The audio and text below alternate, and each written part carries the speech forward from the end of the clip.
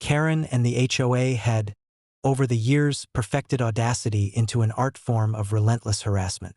After years of escalating antics, flooded lakes, sabotaged docks, Carolina Reaper humiliations, snake defenses, immobilized junkyard vehicles, river manipulations, willow tree confrontations, biker gang interventions, explosive raids, thwarted lock tampering, ladder spying, hotel flooding, pit-trapped patrol trucks, powerless power lines, surprise crocodiles, immobilized tow trucks, $20 million fines, concrete hedge walls, glued locks, lake fines, sliding SUVs, swapped EV chargers, pontoon fines, sheriff confrontations, wetland sabotage, dock debacles, sewage flooding, mall construction, bull barn defenses, lembo repossession, forest domination, gate defenses, the boat aimed at HOA house incident, bulldozed shooting ranges, barn intrusions, forest bans, and neighborhood acquisition. They had now escalated to a new form of trespass. Karen, convinced that my absence provided opportunity, began driving repeatedly through my ranch with her SUV, leaving deep ruts in the pasture, disturbing the livestock, and trespassing across land that was legally and physically mine. She believed that repeated intimidation would force compliance or at least assert control.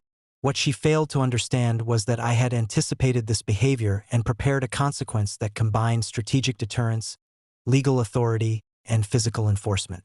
I began by assessing the pattern of intrusion. Using high-resolution surveillance drones and motion sensors strategically placed across the ranch, I tracked Karen's exact routes, timings, and behaviors. Grandpa and Ranger were mobilized. Ranger patrolled the perimeter, alert to any unauthorized movement, while Grandpa reviewed the intrusion logs, noting that repeated offenses amplified potential fines, legal action, and physical enforcement measures.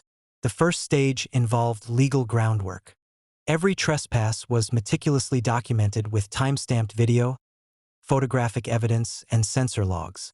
Legal notices were prepared, outlining fines, penalties, and potential restrictions. Karen's audacity, once again, had exposed her to comprehensive legal vulnerability.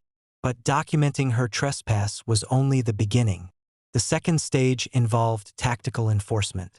Using knowledge of the terrain and prior infrastructure, I began planting deterrents in strategic locations.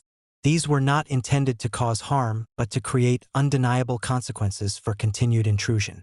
I installed natural and mechanical barriers, ditches, reinforced posts, and subtle landscaping that would slow or obstruct vehicles, forcing them into specific pathways under observation. Finally, the third stage involved the ultimate deterrent: controlled landmines. These were not explosives in the traditional sense but specialized, non-lethal deterrent devices designed to immobilize vehicles through controlled pneumatic and hydraulic pressure, similar to heavy-duty tire traps. Every trap was strategically placed in previously mapped routes that Karen had repeatedly used. The design ensured that any unauthorized vehicle triggering the system would be safely immobilized without injury but would be entirely incapable of further trespass. When Karen next attempted her drive through the ranch, she followed her usual path, unaware that her audacity was about to meet meticulously orchestrated consequence. As her SUV traversed the first pathway, the immobilization system engaged. Air chambers inflated under her tires, locking them in place and preventing forward or backward movement. She attempted to reverse, to swerve, and to maneuver, but every attempt was neutralized. Ranger patrolled nearby, barking and alerting her to the presence of authority, while drones hovered overhead, recording the entire incident for legal documentation. Karen's panic was palpable. Her previous sense of entitlement vanished as she realized she was trapped, entirely at the mercy of both law and preparation. I addressed her calmly via intercom. "Karen, you are trespassing on private property for the 5th time this week. All attempts to drive through this ranch are illegal and carry escalating consequences. You are now immobilized and under observation. Please await legal collection and fines." Her repeated audacity had now met with comprehensive physical, legal, and psychological deterrence. The final stage involved resolution. Tow teams, prearranged and authorized, were dispatched to remove the SUV, which was impounded for violation of property rights and trespass. Legal notices included fines for repeated offenses, damage to the pasture, and attempted intimidation. Documentation ensured that any future attempt would result in immediate enforcement, fines, and potential criminal charges. By late afternoon, calm returned to the ranch. Ranger patrolled silently, drones hovered overhead, and the pasture remained intact. Karen and the HOA had once again encountered the consequences of audacity without foresight.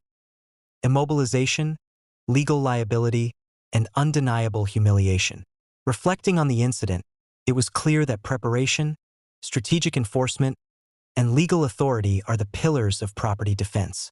On my ranch, trespass is met with immediate, comprehensive, and unforgettable consequences. Karen and the HOA had learned, yet again, that audacity has limits and I define them. By evening, the ranch was peaceful. Vehicles immobilized, fines issued, and the property secure. Karen's audacity had been decisively neutralized. Ranger patrolled, drones monitored, and the land stood as a testament to the consequences of overreach and the absolute authority of ownership.